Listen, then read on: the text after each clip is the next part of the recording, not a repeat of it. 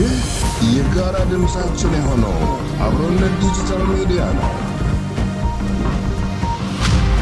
ሼር፣ ሰብስክራይብ በማድረግ ቤተሰብ ይሁኑ። አብሮነት ዲጂታል ሚዲያ የሁላችንም ድምፅ። በተለያየ ቦታ ሆናችሁ ፕሮግራማችንን ለምትከታተሉ ለምታዳምጡን ሳምንታዊ አብሮነት ቆይታን በድጋሚ ይዘን ቀርበናል። ዛሬ ደግሞ ለየት ያለ እንግዳ እንደተለመደው ይዘን መጥተናል።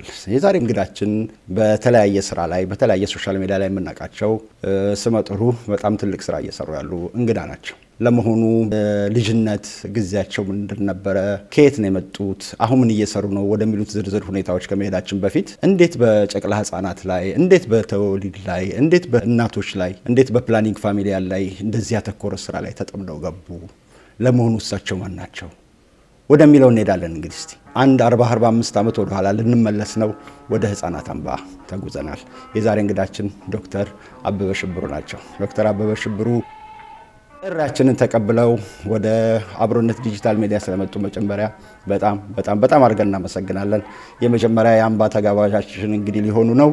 እንግዲህ ይሄ ሚዲያ ለአምባም ልጆችም ለኩባ ልጆችም ለአጠቃላይ ለአምባም ለኩባም ልጆች ታሪክን ለሚያውቁ እንግዲህ አስተማሪ ሚዲያ ነው ብለን የጀመርነው ሚዲያ ነው። ዛሬ እንግዳ ሆነው ስለመጡልን በጣም አድርገን እናመሰግናለን። ከሁሉ በፊት በጣም በብዙ ስራ ላይ እንደተጠመዱ አውቃለሁኝ። ካሉት ስራ ጊዜ ላይ እንግዲህ አብቃክተው ለእኛም እንግዲህ ይሄ ሚዲያ አስፈላጊ ነው ብለው ቃል ሊሰጡን ስለመጡ በጣም እናመሰግናለን። ከሁሉ በፊት እንግዲህ ወደ ዝርዝር ሁኔታ ከመሄዳችን በፊት እንደምን ያሉት እንዴት ኖት አንተ እያልኩ ብቀጥል እንግዲህ መቼም አትከፋብኝም። ታናሽ ነህ። ታላላቆች ወደ ኩባ ሲሄዱ ታናሾች ወደ አምባ ገቡ የሚል ነገር አለ። እንግዲህ እኛ ታላላቆቻችሁ ነን። ከእናንተ ከታናሾቻችን ግን ብዙ የምንማረው ነገር አለ። እናንተም ከኛው እንደምትማሩት ማለት ነው። ለመሆኑ ዶክተር አበበ ሽብሩ የት ነህ? እንዴት ነህ? በምን ስራ ላይ ትገኛለህ? ወደሚል ዝርዝር ሁኔታ ከመግባታችን በፊት እስቲ እንግዲህ ራስን አስተዋውቅልን ለማያውቁ። እኛ በሶሻል ሚዲያ በተለያየ ስራ ላይ እናውቃለን። እስቲ ወደ ስርስር ስራ ውስጥ ወደ ኤምኤስአይ እንትን ውስጥ ከመግባታችን በፊት የት ነው ያለው? አሁን እንዴት ነህ? ጤና እንዴት ነው ከሚለውን ጀምር። እንደምን አደርክልን ወንድሜ? በጣም አመሰግናለሁ ዶክተር አበበ እንደውም አብሮነት ሚዲያ ይህን እድል ስለሰጣችሁኝ። አበበ ሽብሩ እባላለሁ። አሁን ያለሁት እዚሁ አዲስ አበባ ኤምኤስአይ በሚባል ድርጅት ውስጥ ካንትሪ ዳይሬክተር ሆኜ እየሰራሁ ነው የምገኘው እና አሁን ያለበት ሁኔታ ይሄ ነው። ኦኬ አበበ ሽብሩ በኤምኤስአይ ኢንተርናሽናል እንግዲህ በኋላ መጣበታል። ማሪስቱም ኢንተርናሽናል ለንደን ላይ ያለ በጣም ትልቅ ኤንጂኦ እንደሆነ አውቃለሁኝ። በተለያየ በታዳጊ ሀገሮች ላይ ቅርንጫፍ ከፍቶ በጣም ብዙ ስራዎች እየተሰሩ እንደሆነ አውቃለሁኝ። ወደሱ በኋላ መጣበታለን። እስቲ መጀመሪያ አበበ ሽብሩ ማን ነው? የት ነው የተወለደው? ትውውቃችን እንግዲህ እናድርግ ስለው ያው ወደ አምባ ወሰደን ማለት ነው። ለመሆኑ አምባ መቼ ነው የገባኸው? በምን ጊዜ በምን አይነት ሁኔታ ከቤተሰብ እንዴት ተለይተህ ወደ አምባ ገባህ? ወደሚሉት እስቲ ወደ ዝርዝር እንትኖች እንዴት መጀመሪያ ወደ ልጅነትህ ዛሬ ልጆች ላይ እንደዚህ አተኩረህ እንድትሰራ፣ ዛሬ እናቶች ላይ እንደዚህ አተኩረህ እንድትሰራ፣ ዛሬ ጨቅላ ህጻናት ላይ እንደዚህ አተኩረህ እንድትሰራ ያንተ ልጅነት እዚህ ላይ እንትን አለው ብዬ ገምታለሁኝ። እና እስቲ መጀመሪያ ወደ አንተ ልጅነት እንሂድ። እስቲ እንዴት ነው ወደ አምባ የገባህበት ሂደት እስቲ ትንሽ ንገረን። እሺ እንግዲህ እኔ ወደ በድሮ አጠራሩ ወደ አብዮታዊ ኢትዮጵያ ህጻናት አምባ ከመግባት በፊት ትውልዴ አርባ ምንጭ ነው። ጋሞ ጎፋ በዛን ወቅት ጋሞ ጎፋ የሚባል ነገር አሁን ጋሞ ዞን በሚባለው አካባቢ ነው የተወለድኩት። እዛ እንግዲህ ተወልጄ እስከ 6ኛ ክፍል ፊታውራሪ ኃይለ ደጋጋት የሚባል ትምህርት ቤት ውስጥ ነው የተማርኩት። ከዛ በኋላ በ1976 የካቲት 16 አካባቢ ነው እና ወደ ህጻናት አምባ ገባው። እዛው ያላጌ ህጻናት አምባ። እዛም እንግዲህ ለመግባት ምክንያት የሆነኝ እንግዲህ ያው አባቴ ወታደር ነው፣ የፖሊስ ነው። ግዳጅ ላይ ተሰማርቶ በወቅቱ እንግዲህ የነበረው በ1919 ዓ.ም በነበረው የሶማሊያ ኢትዮጵያ ጦርነት ወቅት እጅግ በጣም ብዙ የሆኑ ችግሮች ነበሩ በሁሉም አካባቢዎች። በተለይ ከጦርነቱ ጋር በተገናኘ ያን አስታኮ የተፈጠሩ ክፍተቶችን ለመሙላት በግዳጅ ላይ እንዳለ ነው እንግዲህ ህይወቱ ያለፈው። በዛ ምክንያት እንግዲህ ያ እንደ ምክንያት ሆኖ ወደ ኢትዮጵያ ህጻናት አምባ በ1976 ዓ.ም ገብቼ ትምህርቴን ከ7ኛ ክፍል እስከ 12ኛ ክፍል ካጠናቀቅኩ በኋላ እዛው የ12ኛ ክፍል መልቀቂያ ፈተናን ወስጄ እንግዲህ ወደ ጎንደር ሕክምና ኮሌጅ በአድቫንስ ነርሲንግ ለመማር እድሉን አግኝቼ እዛ በ3 ዓመት ትምህርት ከተማርኩኝ በኋላ ተመልሼ ያሳደገኝንና የኮተኮተኝን ማህበረሰብ በተለይ ጣት አምባ ውስጥ ገብቼ ተጨማሪ የ2 ዓመት ተኩል አገልግሎት አበረከትኩኝ። ስለዚህ ጣት አምባም አሳድጎኛል። መልሼ ደግሞ የመጀመሪያውን የስራ ቦታ አድርጌ የመረጥኩት ጣት አምባ ነው። እዛ ገብቼ 2 ዓመት ከሰራሁ በኋላ እንግዲህ በተዋረድ ወደ ተለያዩ አካባቢዎች እድሎች ተሰጥተውኝ በዛ መሰረት የተለያዩ የስራ ኃላፊነቶችን ተረክቤ ስሰራ ቆይቼ አሁን እዚህ ደረጃ ደርሻለሁ ማለት ፈልጌ ነው ዶክተር አበበ። ኦኬ በጣም አመሰግናለሁ። ይገርማል እንግዲህ አየህ ለሰጠህ መልሶ መስጠት የምንለው ነገር እንግዲህ ይሄ ነው። ወደ አስተማረህ ልጅነትህን ወደ አሳለፍክበት ተመልሰህ በሙያ ማገለገልካቸው። እስቲ ትንሽ ወደ ልጅነት ልመለስ እንደገና እስቲ በአምባ ላይ በቆየህበት ጊዜ የነበሩ ትውስታዎች፣ የልጅነት ትውስታዎች ካሉ እንደውም ማረሳቸው ነገሮች ካሉ የምትላቸው ወደኋላ ሆኖ መለስ ብለህ ስታየው በልጅነት ጊዜ የነበረ የአምባ ኑሮ እንዴት ነበር? የትምህርት ሂደቱ ምን ይመስል ነበር? በዛ በልጅነት ጊዜ ማስታወሳቸው ነገሮች አእምሮ ውስጥ የቀሩ አሁንም ማረሳቸው ነገሮች የምትላቸው ካሉ እስቲ ወደ ልጅነት ትውስታ እንመለስ። እሺ እንግዲህ ወደ የህፃናት አምባን አስመልክተን እንግዲህ ወይም ደግሞ በዛን ጊዜ በነበረኝ የልጅነት ወቅት ያሳለፍናቸው ሂደቶች በታሪክ የተሞሉ በገጠመኞች የተሞሉ ትውስታ ተብሎ ተጀምሮ የማያልቅበት ሁኔታ ነበር የነበረው እና በተለይ ወደ ህፃናት አምባ ስንገባ ትዝ ይለኛል። በእኛ ወቅት እሑድ ነው ይመስለኛል እንግዲህ ባልተሳሳትኩኝ ከቤተሰብ ስንወጣ የነበረው እንግዲህ በልጅነት ጊዜ ከቤተሰብ ተለይተን ያው በቤተሰብ ከእናቴም ከእህቶቼም ተለይቼ ስወጣ የነበረው ፔን አለ። ወደ ህፃናት አምባ የሚባል ድርጅት የምንሄደው የት ነው ለምንድን ነው የሚለው ነገር ቀደም ብሎ ያው ቅድም እንዳልኩ አባቴ ፖሊስ ስለነበረ በፖሊስ መምሪያ ውስጥ ያሉ አርባ ምንጭ ፖሊስ መምሪያ ያሉ የአባቴ ጓደኞች እንደዚሁም ዘመዶች ስለ ህፃናት አምባ እንደዚህ ነው ትምህርት መንግስት የሚያሳደገው የሚል ነገር አለ። ከዛ ጎን ለጎን ግን ደግሞ እናትሽ ከዚህ በኋላ በቃ ልጅሽን አታገኘውም፣ ልጅሽ ከዚህ በኋላ የመንግስት ልጅ ነው የሚሆነው የሚል ነገር ነበርና እናቴ ውስጥ ያ ነገር አለ እና ግን እድሉ ደግሞ የማይገኝ እድል ነው ተብሎ ነው የተነገረውና ስለዚህ ከዛ ከእናቴ ሲወጣ የነበራት ስሜት አውቀዋለሁ እና ያን ስሜት ተሸክሜ ነው ወደ ህፃናት አምባ የገባሁት እና ህፃናት አምባ ስንገባ አጋጣሚ እኔ ከአርባ ምንጭ መጥቼ ከኔ ጋር የነበሩ አሉ። በዛው የጋሞ ጎፋ ከሚባል ወደ 12 አካባቢ ትዝ ይለኛል የመጣ ነው።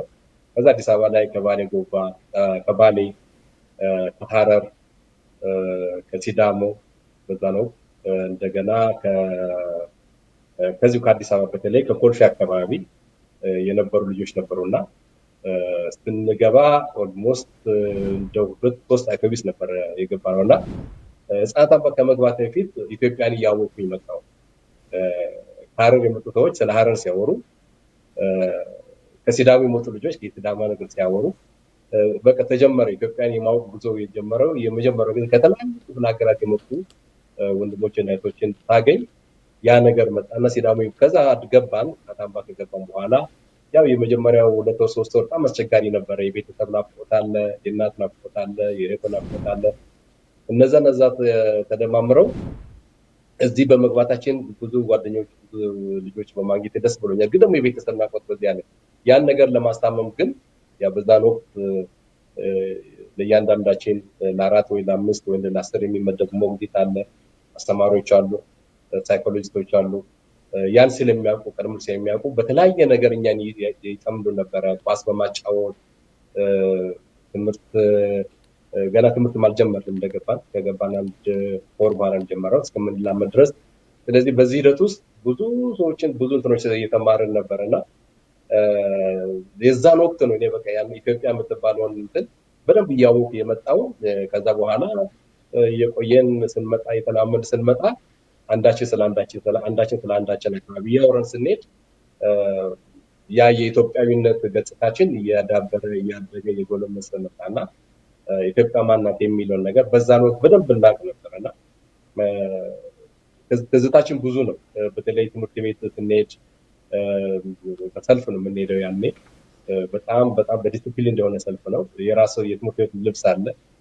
ስንመጣ ደግሞ ትልቁ የነበረው ምንድነው የዛን ጊዜ በጣም የሚያስቸግረኝ የነበረው ልብስ መቀያየር ነው። ብዙ ልብስ ነበር የሚሰጠን። ጠዋት ትምህርት ቤት ስንሄድ የጠዋት ትምህርት ቤት አለ፣ ሰንደል ጫማ አለ፣ ነጭ ካልሲ አለ። እሱን አድርገን የምንሄደው ተምረን እንመጣለን። ከተማርን በኋላ ያን ልብስ እንደገና እናወጣና የሰርክ ልብስ ይባላል ምግብ ቤት እንሄዳለን። የምግብ ቤት ልብስ አለ። ጫማውንም ልብሱን አውልቀን የምግብ ቤት ልብስ ለብሰን እንመጣለን። ከመጣን በኋላ እንደገና እናወልቅና ቢጃማ እናደርጋለን። ያ ቦታው ሙቀታማ ስለሆነ እስከ 8 ሰዓት እንተኛለን። ከ8 ሰዓት በኋላ እንደገና ልብስ እናወልቃለን። አውልቀን የዛን ጊዜ የተለያየ የተግባር እንትኖች አሉ። ለምሳሌ አሳማ እርባታ አለ፣ ከብት እርባታ አለ፣ እርሻ አለ፣ ጋራጆች አሉ፣ አትክልት ማሳዎች አሉ። እንበታተናለን። እርሻ ላይ የተመደበ ሰው ኬሻ ባርኔጣ ያደርጋል፣ ቦቲ ጫማ ያደርጋል፣ አረንጓዴ ቱታ ያደርጋል፣ አካፋ ወይም መዶሻ ወይም ደግሞ የመኮትኮቻ መሳሪያ ይዘውና እዛ ነው የሚውለው። ገራጅ የሚሆነው ደግሞ የገራጅ ልብስ ለብሶ ይሄዳል እና ተበታትነን ነው የምንሄደው እና የምንገናኘው ስንጨርስ ነው። ከጨረስን በኋላ ማታ እንመጣና እንደገና ያ ልብስ ይወልቃል። ያ ልብስ ይወልቅና እንደገና ሌላ ገላችን ታጥበን ልብስ ለብሰን ከዛ በኋላ ቴሌቪዥን ወይም ሬዲዮን ካየን በኋላ እንደገና ወደ ምግብ ቤት እንሄድና ከምግብ ቤት በኋላ ግን ሌላ ልብስ ለብሰን የቢጃማ ወደ ጥናት ነው። በእኛ ዶርም ውስጥ ትዝ ይለኛል 203 ነው የሚኖር በአንድ ብሎክ ውስጥ። እያንዳንዱ ብሎክ 13 ክላሶች አሉ። 13 ተማሪ ይመስለኛል። በአጠቃላይ ወደ 100 ምናምን ሰው ይኖራል። አንድ ሰው ያለ አይመስልም። በጣም በዲሲፕሊን የምናጠናው የሚያስጠኑን አስተማሪዎቻችን ይከታተላሉ ኢንዲቪጁዋሊ እና እነዚህ ነገሮችን አሁን ሆኜ ሳስበው ምን ያህል ትዝታ እየጫረ እንደሆነ ምን ያህል እንክብካቤ እያገኘን እንደሆነ በህፃነታችን እየተሰጠንን ስጦታ እያደግን ስንመጣ ያን ስጦታ ደግሞ በኃላፊነት ስሜት መመለስ እንዳለብን ይገባኛል እና ምናልባትም አሁን ትሰራም ሁሉ ጊዜ ያን ታሳቢ ያደረኩ ነው የምሰራውና ትልቁ ትዝታችን ምንድነው እንግዲህ ከነዛ ልጆች ጋር ከወንድሞች ከቶቼ ጋር የምናሳልፋቸው የምንጫወታቸው የምንቀላለዳቸው ነገሮች የወንድማማችነት ስሜታችንን የበለጠ ያጠናክሮ በዛ ውስጥ ደግሞ የኢትዮጵያዊነትን ስሜት እያዳብረን ያጎልበት እንድንመጣ አድርጎን እንግዲህ ለዚህ በቅተናል ማለት ነው። ተረበው ኦኬ፣ በጣም ቴንኪው። እንዲህ ስትለኝ ልጅነቴን እኔንም ወደ ኋላ ወሰድከኝ። እርግጥ አምባን ጎብኝቻለሁ። እኔ አምባ ልጅ አይደለሁም። ቀድም እንደነገርኩህ አምባን ሄጄ አይቻለሁ። አምባ በአሁኑ ሁኔታ ምን ላይ ነው ያለው? የሁሌ የተማርንበት ዶርሚቶሪዎች እነዚህ ናቸው። አሁን ያልከኝ አሳማ እርባታ በሙሉ እንትኖቹ እንዳሉን ያሉት። በነገራችን ላይ የሆነ ፕሮግራም አስበናል። እንግዲህ እሱ ለወደፊቱ እንመጣበታለን። አይቼዋለሁና በጣም የሚገርም ነው ሲስተሙ። የመማር ማስተማር ሂደት ሲስተሙ እንዳለ ከኩባ ኮፒ የተደረጉ ብዙ ነገሮች አሉና ከዛ ብዙ ትምህርት ወስዷል። አሁን ይሄ የምትለውን ትልቅ በተገላቢጦሽ እኔ ኩባ ላይ ሆኜ የኖርኩትን የልጅነት ዘመን ያስታውሰኛልና በጣም ይገርማል። ኳስ እንጫወት ነበር ምናምን ስትል የሆነ እኔ እንግዲህ ከቅርብ ጓደኞች እስቲ እንደው ስለ ዶክተር አበበ ሽብሩ ምን ትሉኛላችሁ ስለ ልጅነቱ ስለ ምናምን ብዬ እስቲ እንደው አንዳንድ እንትን ያልኳቸው እንትን አሉና ኳስ እንጫወት ነበር ስትለኝ እንደው አንድ የሚያስታውስ ሰው የነገረኝን ነገር እስቲ ልጥቀስልህና በዛውም እስቲ ለምን እንደዛ እንደሆነ ትነግረኛለህ። ትንሽ ጨዋታ የምናደርገው የልጅነት ነገር ስለሆነ አቤ መጨዶ ይሉ ነበረ። ለምን ነበረ? በጣም ውስጥ አዋቂዎች ናቸው እንግዲህ የቅርብ ጓደኞቼ የነገሩኝ ይሄንን። አይበጃ ሚስጥር ነው ያወጡትና የኔ የቅጽል ስሜ መጨዶ ነው። አበበ መጨዶ ነበር የሚሉኝ ጓደኞቼ።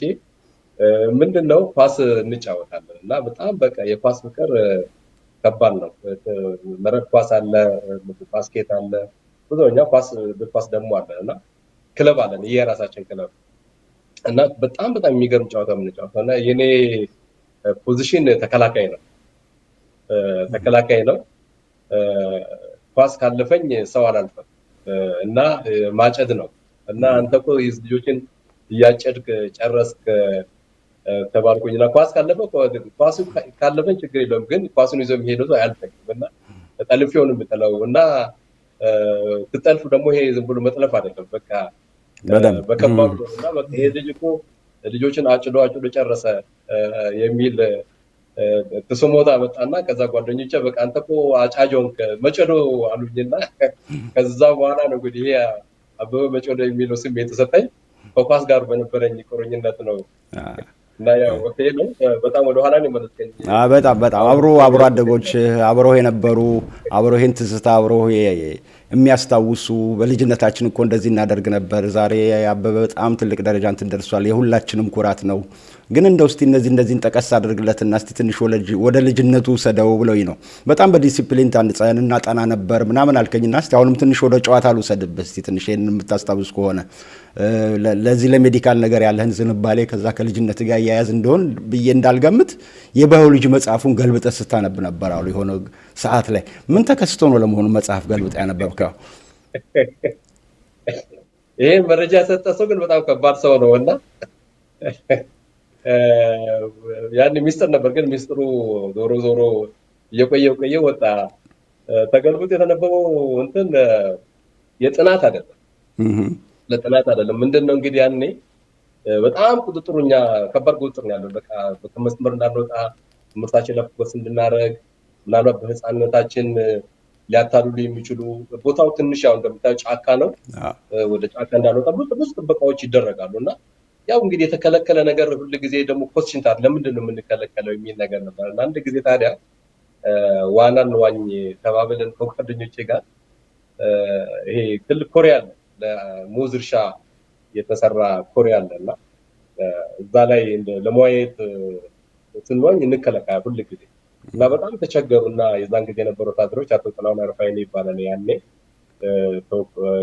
የትኖ ሳዳሪ ነበርና ማታት ተደብቀን ለሚሄድ ስንል ለካ እነሱ መምጣታችንን ስለሚያውቁ ተደብቆ ይጠብቁናል። ምክንያቱም እኛን ይዘውን በደንብ ገርፈውን ሌሎች ከኛ እንዲማሩ መማሪያ ላይ አርማችሁ እናንተን እና ስለተቸገሩ ነው። እኛ ሄድን ልብሳችን አወለቅን። ልብሳችን ካወለቅን በኋላ ወደ ዋና ገባን።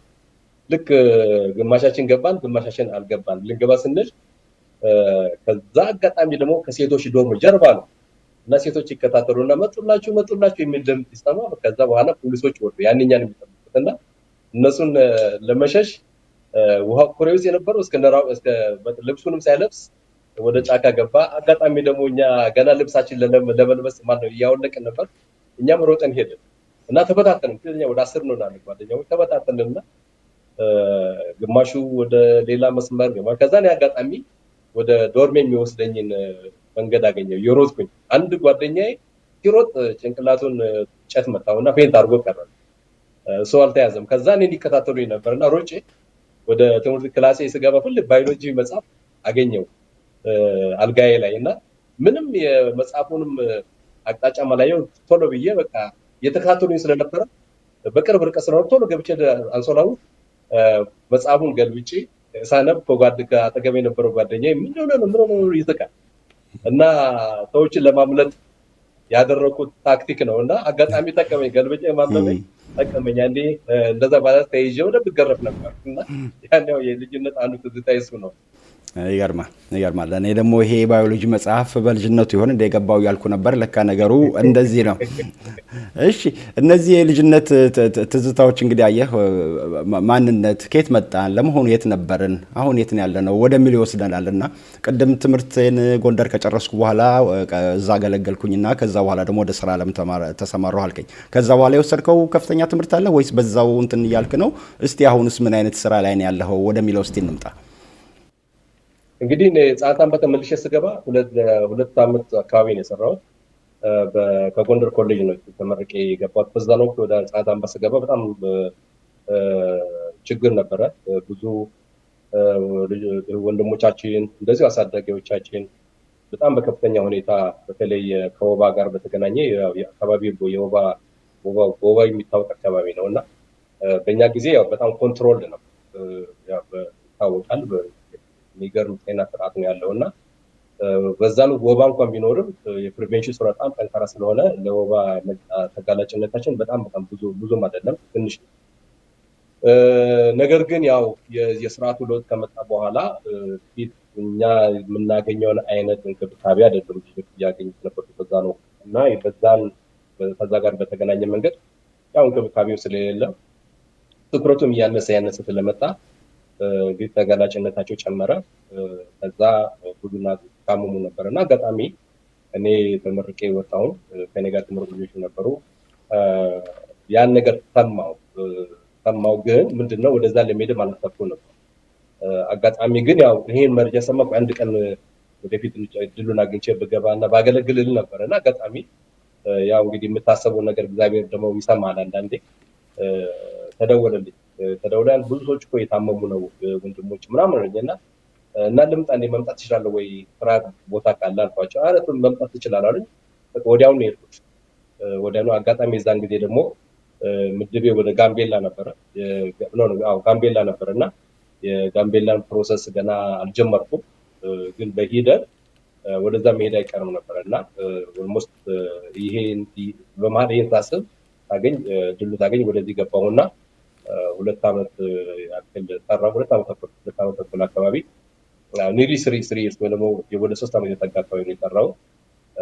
ስገባ በጣም በሚያሳዝን ሁኔታ ነው እና በቃ ማድረግ የሚገባኝ ነገር ማድረግ አለብኝ ብዬ ከኔ ጋር በተለይ እዛ ከኔ ጋር የነበሩ ታዳጊዎቻችን የተቀበሉኝ አቀባበል ልክ ያው ወላጆች ናቸው።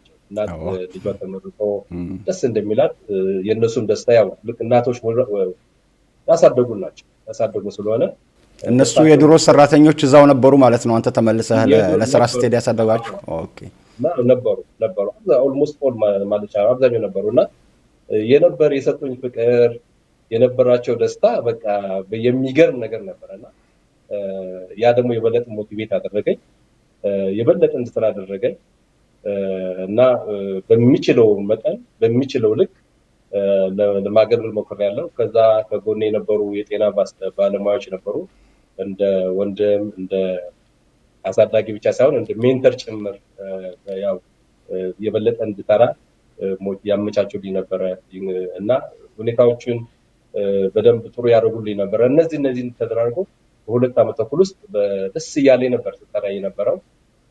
በዚያን 2 ዓመት ተኩል በኋላ እንግዲህ ያው ሰው ነና ደግሞ ወደሚቀጥለው ስቴፕ መሻገር አይቀርም። ያን 2 ዓመት ከጨረስኩ በኋላ ወደ ጋሞ ጎፋ ውስጥ ጨንቻ የሚባል አካባቢ በካቶሊክ ቤተክርስቲያን ውስጥ የሜዲካል እንደ ዲፓርትመንት ውስጥ ኤምኤስኤች የእናቶችና ህጻናት ነርስ ሆኜ እዛ 2 ዓመት ሰራሁኝ።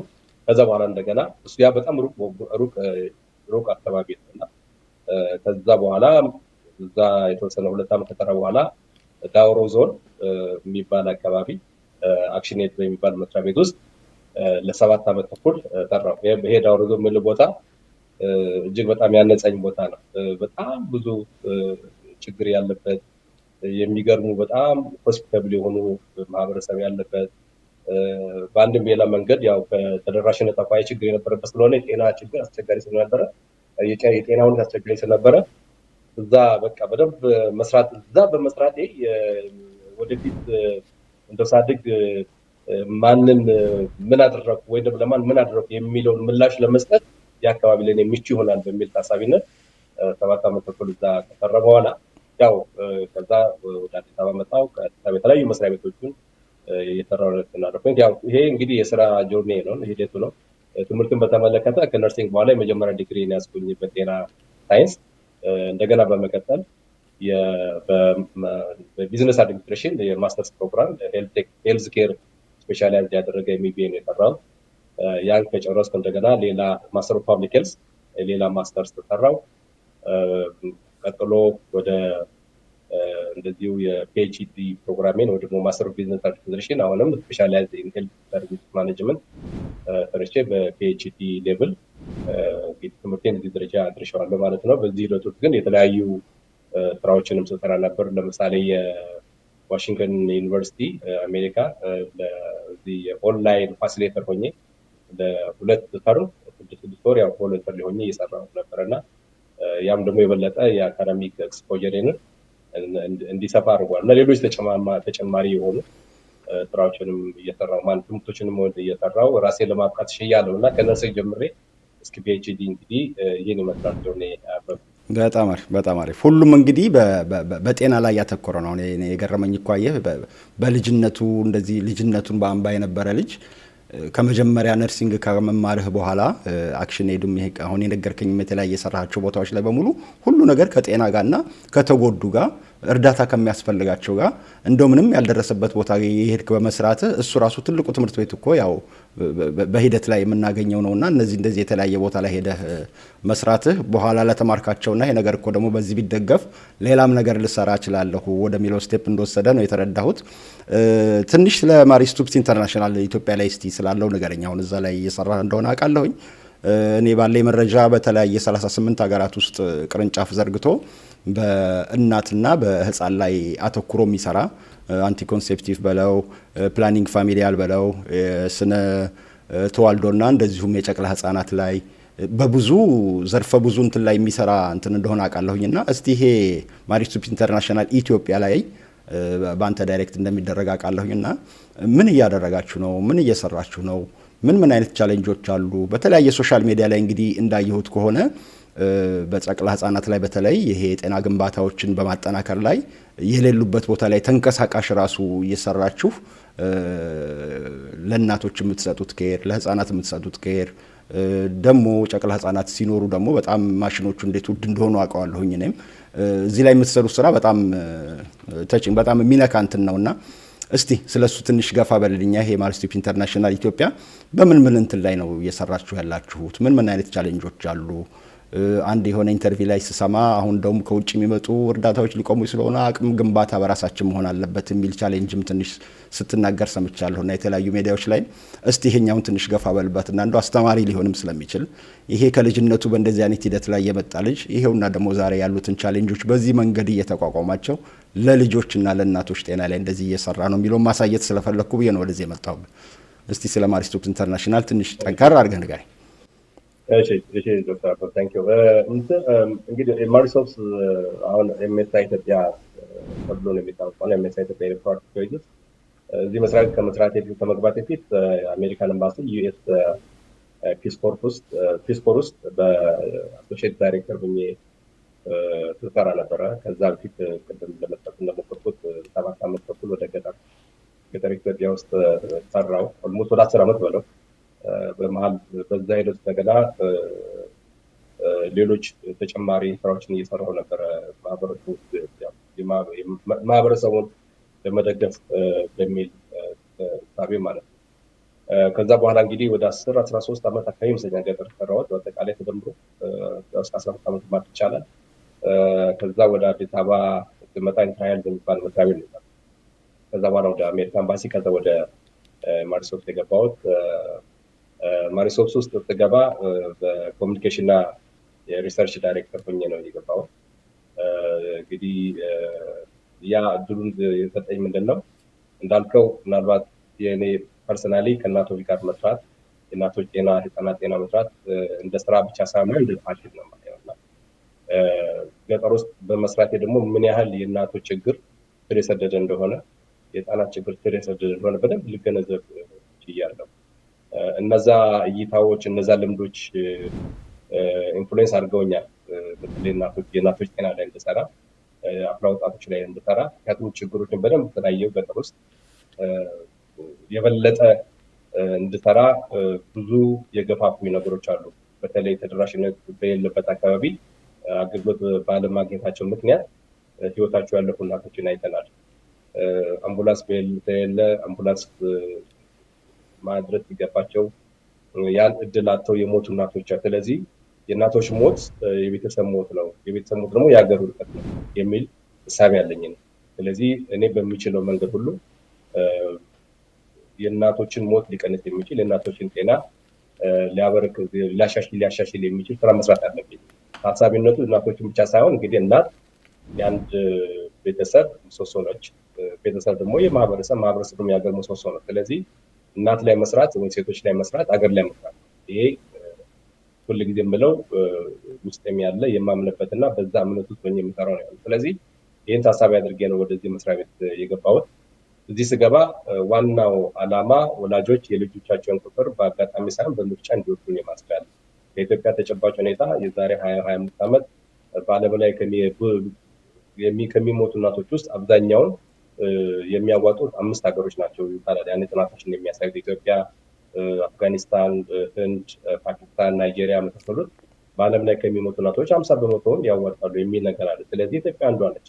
ስለዚህ ይሄን እውነታ ስናይ ብዙ ስራዎች መሰራት እንዳለበት ያው ይታወቃል በሀገር ደረጃ በማህበረሰብ ደረጃም እና ስለዚህ መስሪያ ቤት ስሰራ ዋና ዓላማው ወላጆች የልጆቻቸውን ቁጥር በአጋጣሚ ሳይሆን በምርጫ እንዲወስዱ ነው። ሴቶች ህልም አላቸው፣ እናቶችም ህልም አላቸው እና ያን ህልማቸው ሊኖሩ የሚያስችል ስራ መሰራት አለበት በሚል ታሳቢ የስነ ተዋልዶና የቤተሰብ ክራይ ብሎት እንግዲህ ይሄ ድርጅት በጣም በሰፊው ይሰራል። ከዛ ጎን ለጎን እንደገና የእናቶችና ህጻናት አገልግሎትን በሰፊው ይሰጣል። እንግዲህ ኤምኤስአይ ባለፉት 30 ዓመታት በኢትዮጵያ ላይ ይሄን የመሳሰሉ ስራዎችን እየሰራ የሚገኝ ተቋም ነው። ስለዚህ የመንግስትን በተለይ ጤና ፕሮግራም ከማጠናከር አኳያ ትልቅ ጉልህ ሚና እየተጫወተ ያለ ድርጅት ነው እና ድርጅታችን እንግዲህ አሁን ካለው ነባራዊ ሁኔታ ራሱን እንደ ፑሊት ለይሎ ደግሞ በጣም ይሄ የኤንጂኦ ወይም ደግሞ መንግስታዊ ያልሆነ ድርጅት አይነት እይታ እንዲኖረው አንፈልግም፣ ወይም ደግሞ በዛ መዋቅር መሄድ አንፈልግም።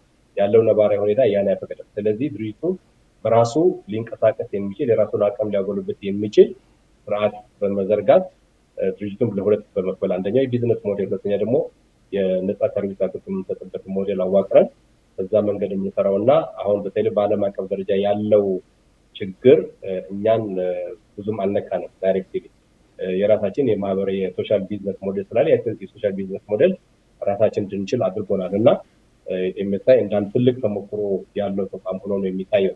የኤምኤስአይ ኢትዮጵያ የሚከተለው ወይም ሃይብሪድ ሞዴል ነው። ሃይብሪድ ሞዴል ማለት ምንድን ነው? ሁለት ሞዴሎች ጎን ለጎን እየተመጋገቡ እንዲሄዱ የማድረግ ነገር ነው። እንግዲህ በኢትዮጵያ ተጨባጭ ሁኔታ ወይም ደግሞ ያው የውጭ ድርጅት ሲባል በማህበረሰባችን ውስጥ ያለው እይታ ነፃ አገልግሎት ነው። ነፃ አገልግሎት ደግሞ አሁን ካለው ነባራዊ ሁኔታ በሁሉም ቦታ ላይሰራ ይችላል። አስፈላጊ ነው ነፃ አገልግሎት። ነገር ግን በነፃ አገልግሎት ማግኘት የሚገባቸው የማህበረሰብ ክፍሎች ማግኘት አለባቸው። እሱ የግድ ነው። ነገር ግን ነፃ አገልግሎት ለመስጠት ያን አገልግሎት የሚሰጠው ተቋም ደግሞ መጠናከር አለበት። መጠናከር ስላለበት ከውጭ የሚመጡ የልግስናዎች እየቀነሱ ከውጭ የሚመጡ ድጋፎች እየቀነሱ በመጡበት ሁኔታ ነፃ የሚሰጥ ድርጅት መጀመሪያ ራሱን ሳያድን ራሱን ሳያጠናክር ነፃ ሰርቪስ መስጠት አይችልም። ስለዚህ ያን ታሳቢ በማድረግ ቅድም ያልኩት ሁለት ሞዴል ነው። አንደኛ ሞዴል ቢዝነስ ሞዴል ነው። ቢዝነስ ሞዴሉን በኢትዮጵያ የንግድ ስርዓት ህግ ነው። ያን ቢዝነስ ሞዴል ለምሳሌ ሆስፒታሎች አሉን፣ ክሊኒኮች አሉን፣ ከውጭ የምናስመጣቸው መድኃኒቶች አሉን፣ እንደገና ደግሞ የማህበራዊ ግብይት አገልግሎቶች አሉ። በእነዚህ አማካኝነት አገልግሎት እንሰጣለን። ለምንሰጥ አገልግሎት ክፍያ እናስከፍላለን። ያ ክፍያው ግን ታሳቢ የሚያደርገው ትርፍን አይደለም። ታሳቢ የሚያደርገው ኢንቨስትመንት ነው። ኢንቨስትመንት ማለት ይህን ክፍያ ካስከፈልን በኋላ ከዛም የሚተርፈው ገንዘብ ለማህበረሰቡ ነፃ አገልግሎት የመስጠት ነው። ስለዚህ ቢዝነስ ሞዴሉ ዋና ዓላማው ለማህበረሰቡ አገልግሎት መስጠት፣ ለዚህ ሂደት ግን ድርጅቱ ራሱ እንዲችል የማድረግ ነገር ነው። ሁለተኛው ሞዴል ደግሞ የነፃ አገልግሎት መስጠት ነው። የነፃ አገልግሎት መስጠት ማለት ከውጭ የምናገኛቸው ድጋፎች አሉ። ያን ድጋፍ ተጠቅመን ለማህበረሰቡ የነፃ አገልግሎት መስጠት ነው። ከዛ ጎን ለጎን የቢዝነስ ሞዴሉ እንግዲህ የቢዝነስ ሞዴሉ የሚተዳደረው በኢትዮጵያ ንግድ ስርዓት ነው። የነፃ አገልግሎት የሚተዳደረው ደግሞ በኢትዮጵያ የሲቪክ ማህበረሰብ ህግ ነው እና ይሄኛው የቢዝነስ ሞዴል እንደ ማንኛውም ንግድ ታክስ ይከፍላል። ከታክስ የተረፈውን ለማህበረሰቡ ወደዚህኛው ሞዴል እያሸጋገረ ወደ ነፃ አሸጋግሮ ለማህበረሰቡ ነፃ አገልግሎት መስጠት የሚያስችል አቅም ይፈጥራል። በአሁኑ ሰዓት በትግራይ፣ በአማራ ክልል እንደዚህም ደግሞ በዚህ ዓመት በአዲስ አበባ ላይ እንደዚሁ ከዚሁ ከቢዝነስ ሞዴል የተገኘውን ትርፍ ወደዚህ ወደ ነፃ አገልግሎት ወደሚሰጠው ሞዴል አስተላልፈን የዛን አይነት ሰርቪስ እየሰጠን የምንገኘው ነው። ቆንጆ ሞዴል እና በጣም ጥሩ ሆኖ የታየ በተለይ አሁን በዓለም አቀፍ ደረጃ ያለው ነባራዊ ሁኔታ እንግዲህ የአሜሪካ መንግስት ድጋፍ በቀነሰበት ወቅት ብዙዎቹ አገልግሎት ተቆሟል። የኛ ተቋም ግን ያው የዛው ተጎጂ አይደለም። ኢንዳይሬክትሊ ተጎጂ ሊሆን ይችላል፣ ግን ቀጥታ ድርጅቱን አፍሪካ አላደረጉም። ለምን? ይህን ቢዝነስ ሞዴል ቀደም ብለን ተግባራዊ በማድረጋቸው። በጣም ጥሩ በጣም ጥሩ። ስለዚህ ራስን መቻል ምናምን እያልክ ስታስረዳ የነበረው እንትን እንግዲህ እዚህ ጋር መልስ አግኝቶልኛል። ስለዚህ ኤምኤስአይ ስሰራ ኢትዮጵያ ውስጥ ብቻ አይደለም የሰራው፣ ዚምባብዌም እንደዚህ ለ4 ዓመት ሰርቻለሁ። የዚምባብዌ የኤምኤስአይ ዚምባብዌ ካንትሪ ዳይሬክተር ሆኜ ለ4 ዓመት ሰርቻለሁ። ከዛ ፊት እንደዚህ ደግሞ ካምቦዲያ ኤዥያ ካምቦዲያ ውስጥ እንደዚሁ ለ6 ወር ያህል በተመሳሳይ ስራዎችን ሰርቻለሁ እና አጠቃላይ ድርጅቱ የሚሰራቸው ስራዎች እነዚህ ናቸው። እና እንግዲህ አሁን እኔ የምመራው ድርጅት ወደ 800 ሰራተኛ ያለው ተቋም ነው። ትልቅ ተቋም ነው። ሁሉም የሀገራችን ክፍሎች ላይ በሁሉም ሀገራችን ክፍሎች ላይ ቀድም ያልኩትን አገልግሎቶች እየሰጠ ይገኛል እና በዛ አጋጣሚ እንግዲህ ይሄን ድርጅት በመራ ለእኔ መሰረተ የሆነው ህጻናት አምባ ነው እና ህጻናት አምባ ቆጥሮ አሳድጎ እንደገና ኃላፊነት እንግዲህ የዛሬ አበባዎች የነገ ፍሬዎች ነው ሲባል እንግዲህ ራሴን እንደ ፍሬ ያድርጌ ነው እየቆጠርኩት የህጻናት አምባ። ግን ይሄ እድል ደግሞ መልሼ ለሀገሬ ህዝብ ማገልገል በሚችለው መንገድ የእኔ ታሳቢ ምንድን ነው? ስራን የምሰራው ያው ከኑሮ ጋር ለደሞዝ ወይም ደግሞ ስራን በቃ ስራ ለመስራት ብቻ በሚል ታሳቢነት አይደለም። ሌሎችንም የሀገራችን ህዝቦች ማገልገል አለብኝ በሚችለው አቅም የሚል ታሳቢ ነው የምሰራው። ለድርጅት ሳይሆን የምሰራው ለሀገሬ ነው የሚል ለሀገሬ ህዝቦች ነው የሚል እይታ ስላለን እነዛ ነገሮች ናቸው እንግዲህ ቅድም እንዳልኩ ሶሻል ሚዲያ ላይ በአብዛኛው ማድረገው ሌሎችን ኢንፍሉዌንስ ለማድረግ ፖዚቲቭሊ ኢንፍሉዌንስ ለማድረግ እና ስራዎች የእኛን ስራ ማህበረሰቡ እንዲያውቀው ከማድረግ አኳያ ነው እና ሶሻል ሚዲያ ላይ በርከት ብዬ ብታገኘኝ ስለ ሴቶች፣ ስለ እናቶች ጤና ያው እንደ አድቮኬሲም ጭምር እንዳፈቀላጤም ሆኜ ማገልገል ስላለብኝ ያን ታሳቢ አድርገን የምሰራው። በጣም በጣም የሚበረታታ በጣም ደስ የሚል ስራ ነው። እርግጥ ብዙ ሊኬድበት እና ሊገፋበት ሊተነተኑ የሚገባቸው ብዙ ሳብጀክቶች ቢኖሩም እንደው አንዷን ብቻ መዘዝ አድርጌ ስለሷ ትንሽ ማብራሪያ ብትሰጠኝ። ይሄ ተንቀሳቃሽ የሕክምና ተቋማት አሁን ምንም በሌለበት ቦታ ላይ ራሱ በተንቀሳቃሽ እየሄድን እርዳታ ለእናቶችም ሆነ በእርግዝና ላይም ሆነ ለነዚህ እድገት ላይ ላሉ ለህፃናቶችም ሆነ ለአፍላ ወጣቶችም ሆነ የተንቀሳቃሽ የሕክምና ተቋማትን በአገሪቷ ዙሪያ ላይ እንትንላለን የሚል ሀሳብ ሰምቼ ነበርና ስለሷ ትንሽ ጠቀስ ብታደርግልኝ። አሁን እኛ የምንሰጠው አገልግሎት ብዙ ቦታም ሊያሸፍን ይችላል። ነገር ግን በ4 እና በ5 ክልሎች ላይ ይህን አገልግሎት በጣም አስፍተን እየሰራን እንገኛለን እና ይህም በማድረጋችን እንግዲህ ትልቅ ኩራት ይሰማናል።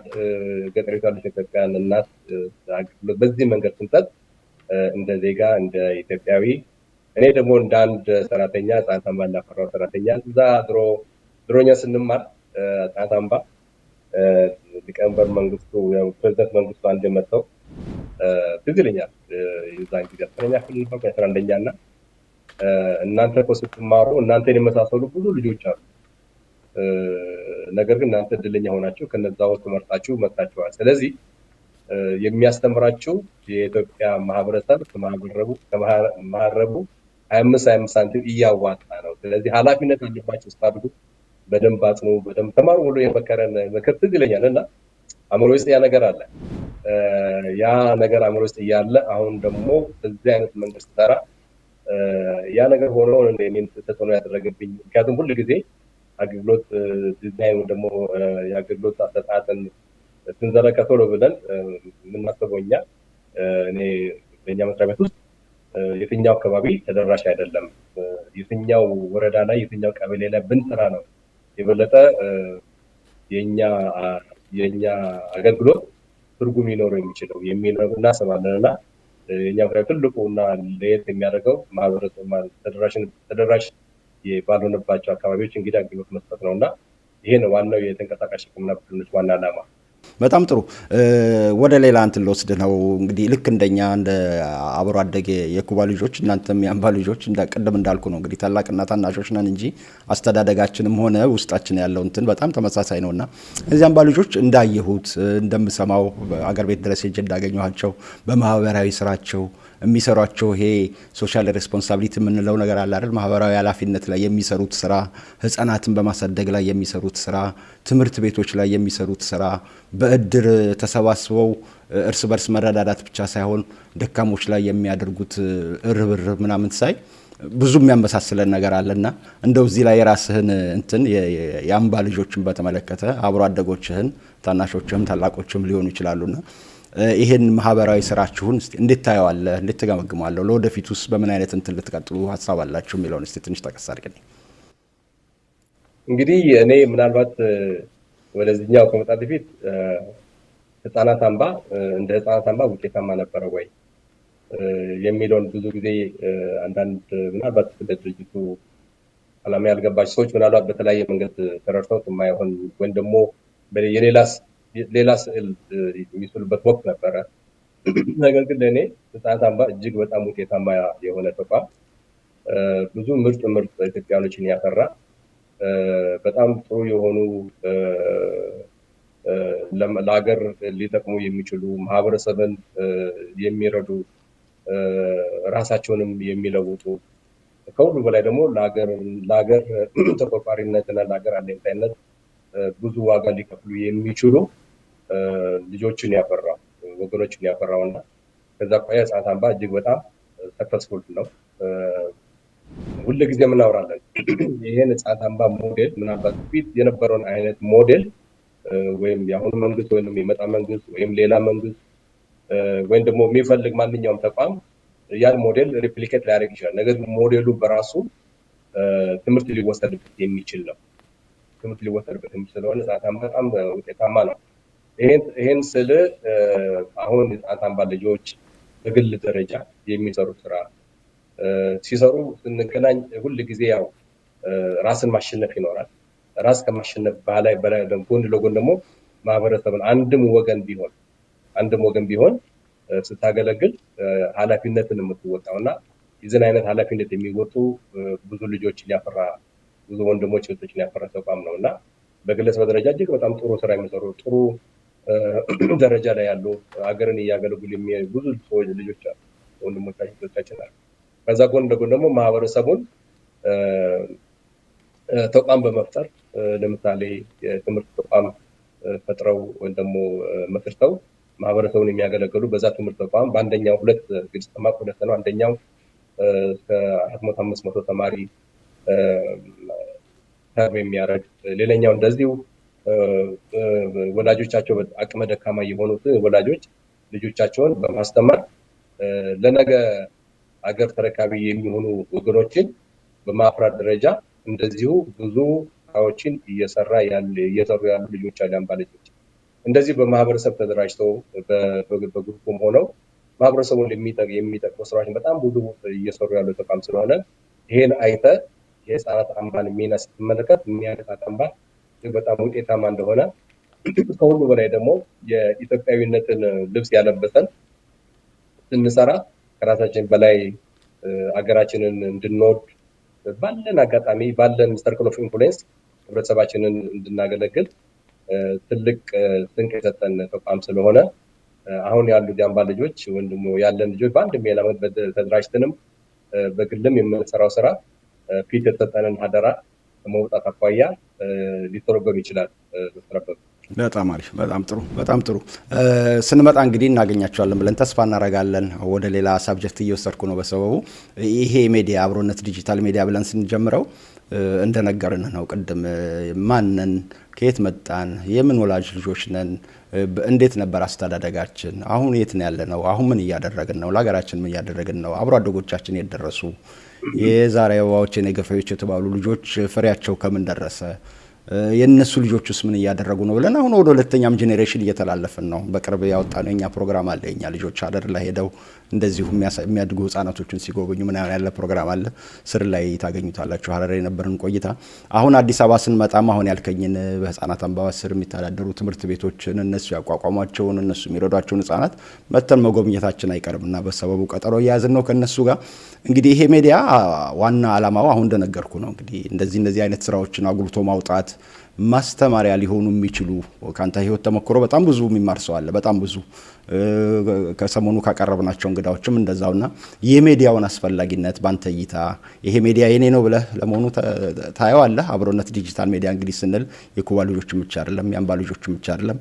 እንትናችንን አውዳችንን ሰፋ አድርገ ነው ብዙ እናካት ከዚህ ተሞክሮ ከኩባም ሆነ ከአምባ ተሞክሮ አሁን ልናስተምር የምንችለው ነገር አለ። ሶሻል ሚዲያው በሌላ በብዙ ነገሮች በተጠመደበት እንትን እኛ ደግሞ እስቲ ለየት ያለ ኮንቴንት ይዘን እንቅረብ፣ አስተማሪ የሆኑ ነገሮችን ይዘን እንቅረብ። ከኛ የሚጠበቀውን እኛም በራሳችን በምንችላት ትንሽ ድንጋይ ወርወር በማድረግ የዜጋ ግንባታ የሚለው ነገር ላይ እንግዲህ የራሳችንን አስተዋጽኦ እናድርግ። ልጆቻችን ስለኛ ታሪክ ምን ይወቁ የሚለውን ደግሞ በዛው እንቃኝላቸው እና እስቲ በዶክተር አበበ ሽብሩ እይታ አብሮነት ዲጂታል ሚዲያን እንዴት ታየዋለህ? ይሄ ሚዲያ የኔ ነው ብለህ ታስባለህስ?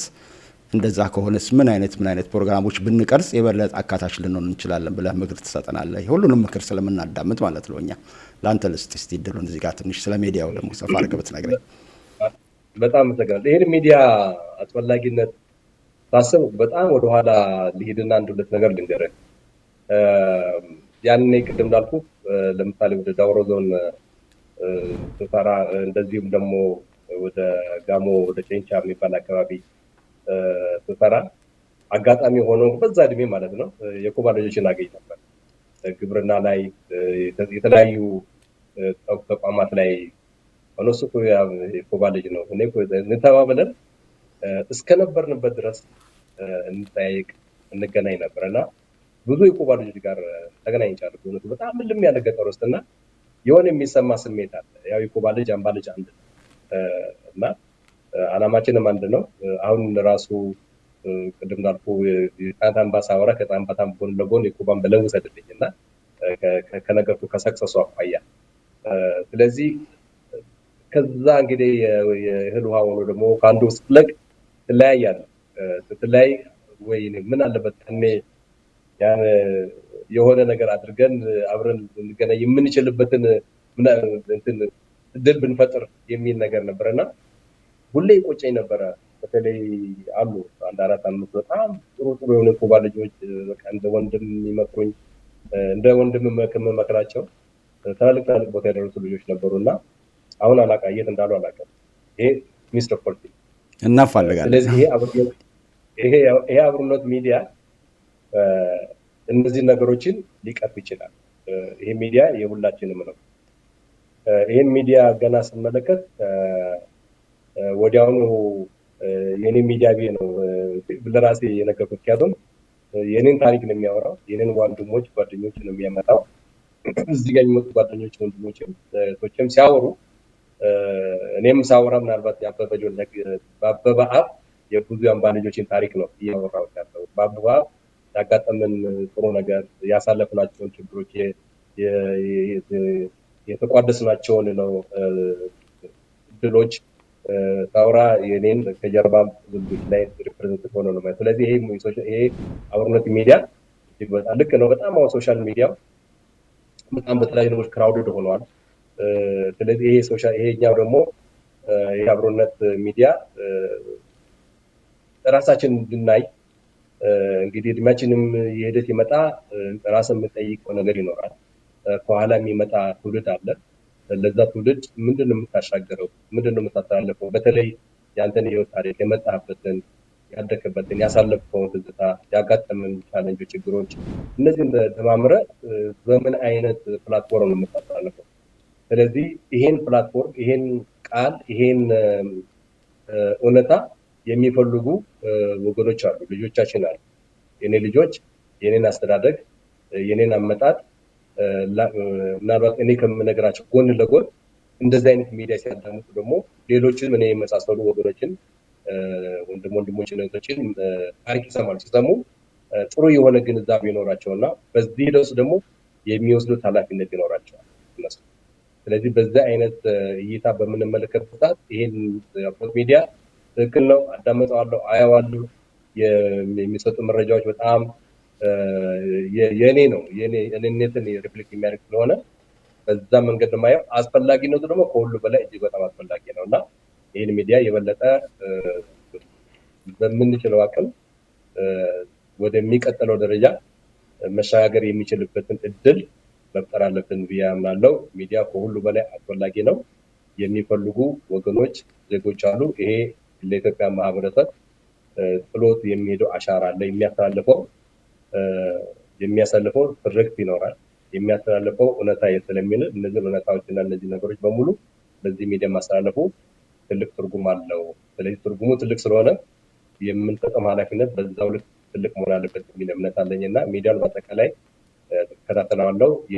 በእኔነት ስሜት የምከታተለው የሚለው ነገር ለማጠናከር ነው። በጣም ጥሩ እናመሰግናለን። እንግዲህ ሚዲያው የሁላችንም ነው። እኛ ፕላትፎርሙን አዘጋጀ ነው እንጂ እኛ ጋዜጠኞች ሆነን ወይ የሁሉ ነገር አዋቂዎች ሆነን አይደለም። ለባለሙያዎች ክፍት አድርገናል። የምታስተምረው ነገር ካለ አንተን ጨምሮ ሌሎች የምታዳምጡን እዚህ ሚዲያ ላይ እኮ ይሄን ነገር ማድረግ እንችላለን የምትሉት ማናቸውም ሀሳብ ካላችሁ ስር ባሉት ስልክ ቁጥሮች ኮንታክት አድርጉን፣ ስር ባሉት ሜይሎች ኮንታክት አድርጉን። ለሁላችሁም መልስ እንሰጣለን። በጣም አመሰግናለሁ ዶክተር አበበ ሽብሩ። እንግዲህ በቢሮ ላይ ነው ያለው። ካለ ጊዜ ውስጥ ቆጥበህ ይሄን ጊዜ ለኛ ሰጠህን አስፈላጊ ነው ይሄ ነገር ሌላውን ሊያስተምር ይችላል ብለህ አስበህ አብረን ስለቆየህ እንግዲህ በጣም በአድማጭ በተመልካች ስም በጣም አድርጌ አመሰግናለሁ። እንደው ቀርቷል የምትለው ነገር ካለ ይሄ ነገር እኮ መጠቀስ አለበት፣ ይሄን ማሳል ነገር አልወጣም፣ እነዚህ ሰዎችን ማሳል አመሰግን የምትላቸው ካሉ አብሮ አደጎች ቅድም እንደጠቀስክልኝ የምናፋልጋቸው የኩባ ልጆች አሉ። እንግዲህ የሆነ ነገር ከጠቀስከን እሱን ጨምሮ እስቲ እንደው ቀርቷል የምትለው ነገር ካለ ዶክተር አበበ ሽብሩ ባንተ ጨርሳለሁ። በድጋሚ በአድማጭ በተመልካች ስም አብረው በሚሰሩ ስም በጣም አድርጌ አመሰግናለሁ ለሰጠን ጊዜ። እሺ እኔም አመሰግናለሁ። ምናልባት ይሄን አጋጣሚ ተጠቅሜ ምናልባት አብሮነት ሚዲያም ታሳቢ ያደርጋል ብዬ አስባለሁ። እዛ ታንታምባ ሆነን ዛሬ በዚህ ልክ እንድንደርስ ላበቁን ላሳደጉን አሳዳጊዎች አሉ። እኔ የመጀመሪያ ልጋጣጣ እንግዲህ በህይወት ካለች ሰማ ይሆናል ጸገነት ባለች እኔ የመጀመሪያ እናቴ ትዝ ይለኛል። በ11 ዓመቴ ነው የገባሁትና ገላዬን ስታጠብ ልብሴን ስታጠብ ትዝ ይለኛል እና ከዛ ጀምሮ ያስተማሩን አስተማሪዎች፣ የተንከባከቡን ወላጆች አሉ። በአጠቃላይ ታንታምባ ውስጥ ለዛሬ ማንነታችን ትልቅ መስዋዕት የከፈሉ ትልቅ እውቀት የሰጡን ያስተማሩን ያጎለመሱ ስናጠፋ የቀጡን በልጅነት እድሜያችን ማለት ነው። ልጅ ሆኖ ማያጠፋ የለምና በእናትና በአባት ልክ ወይም ደግሞ እናትና አባት ነው የምንላቸው እና በዛ ልክ አሳድገውን ኮትኩቶ እንደዚህ ያደረሱን የታንታምባ ሰራተኞች ወላጆቻችን በጣም ማመስገን እፈልጋለሁ። ምናልባት እኛ በዚህ ልክ ስራ ስንሰራ እዚህ ስንደርስ ትልቅ ኩራት እንደሚሰማቸው ይገባኛል። ለዚህ ነው ታንታምባ አላማውን መጥቷል። ታንታምባ በጣም ሰክሰስፉል የሆነ ተቋም ነው። በዛ ተቋም ውስጥ የነበሩ ጠንካራ ሰራተኞች ነበሩ። ያው የእነሱን ውለታ የምንከፍለው ለማህበረሰባችን በምናደርገው አገልግሎት ስለሆነ ያን ለመግለጽ ወዳለን አጋጣሚ ተጠቅሜ ከዛ ጎን ለጎን ለታንታምባ ልጆች ለወንድሞች ለእህቶቼም ያለኝን ትልቅ አክብሮት የሚሰሩት ስራ በጣም አደንቃለሁ። ብዙዎቹ የሚሰሩት ስራ በቃ እጅን በአፍ የሚያስጭን ነው እና አስቸጋሪ ቦታዎች ሆነው የሚሰሩ ብዙ ቦታ ላይ ወደ ክፍለ ሀገር ሲሄድ ታገኛለህ። ታንታምባ እና ከሁሉም ክፍለ ሀገር ነው የምናገኘው እና ስናወራ ድሮ የነበረው ቃና ድሮ የነበረው እይታ ጎልሙሶና ጠንክሮ ነው ያገኘሁት እና ስለዚህ ለማህበረሰባቸው እያበረከቱ ያለው አስተዋጽኦ ደግሞ የበለጠ እንድንጠናከር ለበለጠ የሀገራችን እንድናገለግል ድል የሰጠን ስለሆነ የአምባ ልጆችንም የኩባ ልጆችንም በጣም ማመስገን እፈልጋለሁ። የአብሮነት ሚዲያም ከሁሉ በላይ ይህን ፕላትፎርም ወይም ደግሞ ይህን እድል ሰጥቶኝ ያለኝን ልምድ በትንሹ ለመግለጽ እድል ስለሰጠኝ አመሰግናለሁ። ጊዜ ለሰጠኝ ዶክተር አበበ በጣም እናመሰግናለን። እኛም እንግዲህ ለወደፊቱ በሌላ ፕሮግራሞች ተመልሰን እንደምንገናኝ በጣም እርግጠኛ ነኝ። በጣም ብዙ የምታስተምራቸው ነገሮች አሉ። በጣም ብዙ ልትናገር የምትችላቸው ነገሮች አሉ አውቃለሁኝ። እኔም እንዳንተ እንደዚሁ ሜዲካል ነገር ላይ ነው ያለሁት። ብዙ አስተማሪ ነገሮች ለዛ ሀገር በጣም የሚያስፈልጉ በጣም ተደራሽ ያልሆኑ ቦታዎች ሊደርሱ የሚገባቸው ብዙ ትምህርቶች አሉ። እነሱን እንግዲህ በሂደት እንመጣባቸዋለን ወደፊቱ። ዛሬ ለነበረን ቆይታ በድጋሚ በአድማጭ በተመልካች ስም በስራ ባልደረቦች ስም በጣም አድርጌ አመሰግናለሁ ዶክተር ሽመት።